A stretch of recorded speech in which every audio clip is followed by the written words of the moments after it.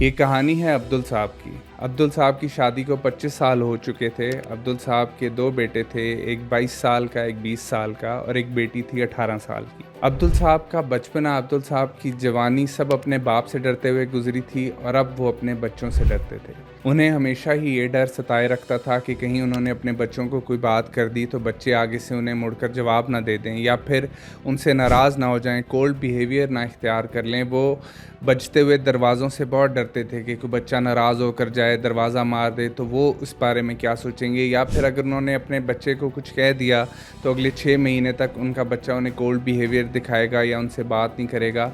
इसी वजह से अब्दुल साहब अपने बच्चों को कोई बात नहीं कर पाते थे। वो हर बात कहने से घबराते थे, वो किसी बात पर उन्हें रोक नहीं पाते थे। कोई बात उन्हें गलत भी लगती थी, वो उस पर भी खामोश हो जाते थे कि नहीं, ये बात नहीं करता, ये बात की तो पता नहीं किस तरह का रिएक्शन आया। तो ये मसला या ये कहानी आजकल हर दूसरे तीसरे घर की है, बल्कि हर घर की है जहाँ पर माँ बाप बच्चों को कुछ भी कहने से डरते हैं।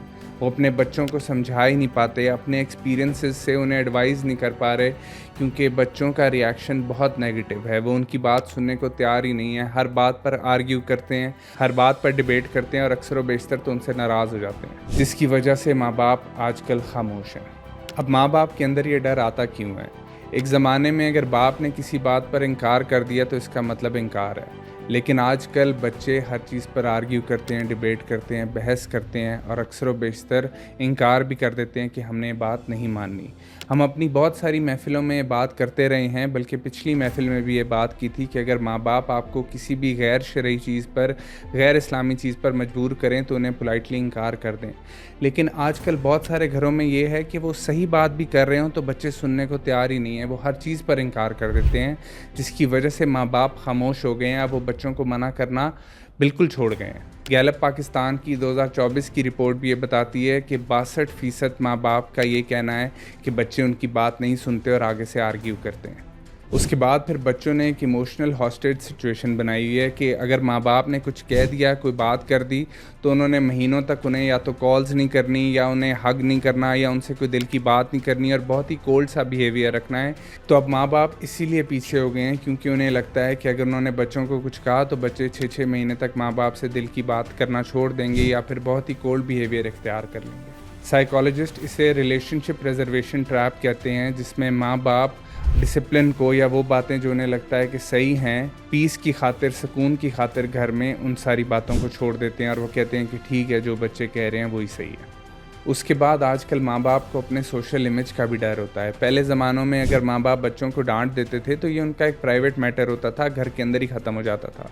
आजकल अगर माँ बाप बच्चों को डांट दें तो बच्चे सबसे पहला काम ये करते हैं कि इंस्टाग्राम स्टोरी लगा देंगे कि आजकल पेरेंट्स बहुत टॉक्सिक हैं और टॉक्सिक पेरेंट्स ने हमारा जीना हराम कर दिया, हमारी ज़िंदगी ख़राब कर दी है, जिसकी वजह से भी माँ बाप अपनी इज़्ज़त खुद ही बचाते हैं और चुप हो जाते हैं।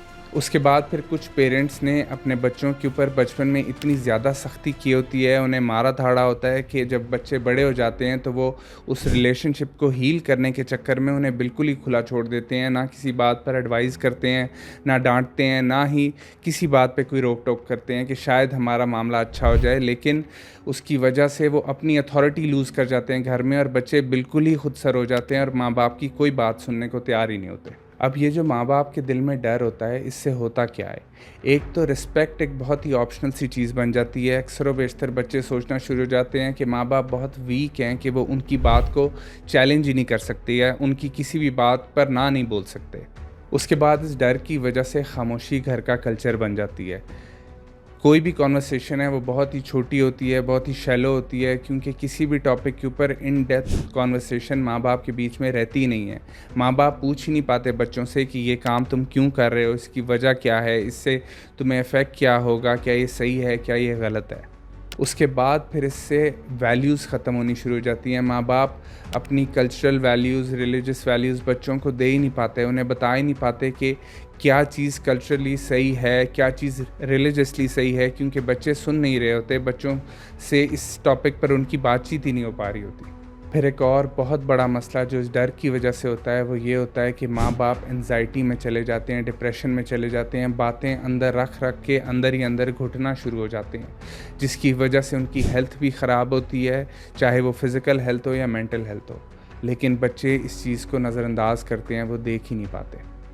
आपके माँ-बाप आपका एक बहुत बड़ा सरमाया है। अगर इस तरह की चीज़ें करके, उनको नज़रअंदाज करके, उनकी बातें ना सुनकर, उनको ख़ामोश करवा कर आप अपनी ज़िंदगी अच्छे से जीने की कोशिश कर रहे हैं, तो यकीन मानें आप इस चीज़ में बहुत बुरे तरीके से नाकाम होंगे, क्योंकि जो साया आपके माँ-बाप आपके ऊपर रखे हुए हैं, वो आपको तब एहसास होगा उस साये का जब वो इस दुनिया में नहीं रहेंगे। तो इसलिए इस डर को ख़त्म करें। तो आप इस डर को ख़त्म कर कैसे सकते हैं कि आप अपने माँ-बाप से बहुत ही ओपन कम्युनिकेशन रखें, उनसे पूछें कि आप इस चीज़ के बारे में क्या सोचते हैं, उनका ओपिनियन लें, उनकी एडवाइस लें। और माँ-बाप को भी चाहिए कि वो डिक्टेट ना करवाना शुरू कर दें, ना ही कंट्रोल करना शुरू कर दें, बल्कि एक्चुअल में उन्हें एडवाइस ही करें कि हमें ऐसे लगता है कि ये चीज़ ऐसे करोगे तो ज़्यादा बेहतर है, आगे बेटा तुम्हारी मर्ज़ी है। ताकि उस बच्चे को भी ये लगे कि मेरे पास ऑप्शन है, मेरे पास फ्री विल है, और साथ-साथ में वो आपकी बात भी सुने, उस बात का इफ़ेक्ट भी हो। उसे ऐसे ना लगे कि बचपन की तरह से उसे कंट्रोल किया जा रहा है। उसके कुछ चाइल्डहुड ट्रॉमास ना सामने आ जाएँ कि बचपन में मुझे ऐसे मारते थे या मुझे ऐसे रोकते थे या ऐसे डाँटते थे, तो अब भी वही चीज़ कर रहे हैं। उसके बाद फिर दोनों को चाहिए कि एक दूसरे की जनरेशन्स को समझें। माँ-बाप को चाहिए कि बच्चों की जनरेशन को समझें कि वो एक और दौर में रह रहे हैं। आजकल टेक्नोलॉजी का दौर है, मॉडर्न दौर है, आजकल के नॉर्म्स और हैं, आजकल के तरीके और हैं। आजकल ज़िंदगी एक अलग तरीके से जी जाती है, और बच्चों को भी चाहिए कि वो माँ-बाप के बारे में सोचें कि माँ-बाप किस जनरेशन से आ रहे हैं, उस जनरेशन में क्या चीज़ें सही थी, क्या चीज़ें गलत थी, और साथ-साथ में माँ-बाप के एक्सपीरियंसेस से सीखें। चाहे वो उनकी बताई हुई एडवाइसेस को मोल्ड कर लें अपने लिहाज से कि उस ज़माने में ऐसे होता था, इस ज़माने में वही बात इस तरीके से सही है तो हम इस तरीके से कर लें, लेकिन उनके एक्सपीरियंसेस से ज़रूर सीखें। उसके बाद फिर माँ-बाप और बच्चों को चाहिए कि एक सेशन ज़रूर रखें, कम से कम वीकली सेशन तो ज़रूर रखें, जिसके अंदर मोबाइल्स अलाउड ना हो, और सिर्फ़ चाय पर बैठकर या किसी वॉक पर जाकर या कहीं अकेले बैठकर एक दूसरे से दिल की बात करें, एक दूसरे से मशवरे करें, एक दूसरे की बात सुनें। तभी आपका ताल्लुक़ मज़बूत होगा, और तभी आप दोनों को, बच्चों को भी और माँ-बाप को भी ये कॉन्फिडेंस आएगा कि वो एक दूसरे से बातचीत कर सकें। उसके बाद इस्लाम भी यही कहता है कि माँ-बाप को बच्चों की रिस्पेक्ट करनी चाहिए और बच्चों को माँ-बाप की रिस्पेक्ट करनी चाहिए। ये एक म्यूचुअल रिलेशनशिप है, और ये एक शेयर्ड रिस्पॉन्सिबिलिटी है जो कि दोनों के ऊपर आती है कि दोनों ने किस तरीके से अपने ताल्लुक़ को अच्छे से चलाना है। तो इसलिए दोनों को चाहिए कि अपने ताल्लुक़ को प्रॉपर टाइम, एनर्जी इस्लाम के मुताबिक दें। इस्लाम के मुताबिक दोनों को वो दर्जा दें जो इस्लाम ने बताया है, माँ-बाप का भी और औलाद का भी। अगर आपके माँ-बाप किसी भी डर की वजह से आज खामोश हो गए हैं या आपसे बातचीत नहीं कर रहे, तो ये आपकी बहुत बड़ी नाकामी है। अपने माँ-बाप की बात को सुनें, उन्हें समझें, उनको बोलने का मौका दें, उनको खुल के आपसे बात करने का मौका दें, उन्हें वो कॉन्फिडेंस दें कि आप उनके बच्चे हैं और वो आपसे कोई भी बात कर सकते हैं। उसके बाद जब भी वो बात कंप्लीट कर लें, फिर आप उस बारे में सोचें कि क्या ये बात इस्लामी है, क्या ये बात ठीक है, क्या ये बात नहीं ठीक। उस लिहाज से उस चीज़ के ऊपर अमल करें, लेकिन उन्हें सुने तो सही, उन्हें ये मौका तो दें कि वो आपको बता सकें। उनका तजुर्बा इस दुनिया में आपसे बहुत ज़्यादा है, चाहे आप बहुत ज़्यादा टेक सेवी हों या आपको बहुत ज़्यादा उनसे इन्फॉर्मेशन हो, फिर भी ज़िंदगी गुजारने का तजुर्बा उनका आपसे बहुत ज़्यादा है। तो उनके तजुर्बों को सुनें ज़रूर, उनसे सीखें ज़रूर, उसके बाद अपना फ़ैसला ख़ुद लें। तो अगर आपके माँ-बाप आपसे खुश नहीं हैं, तो आपकी दुनिया भी ख़राब है और आपकी आखिरत भी ख़राब है। इसलिए अपने माँ-बाप को बोलने का मौका दें, उन्हें खुश रखें, उन्हें इतना कंफर्टेबल, इतना कॉन्फिडेंट करें कि वो आपसे हर बात करें। अपने माँ-बाप को ऐसे ट्रीट करें जैसे आप माँ-बाप बनकर ट्रीट होना चाहते हैं। बुढ़ापा बहुत बुरी चीज़ है, और बुढ़ापा बहुत लंबा है और बहुत मुश्किल से गुज़रता है।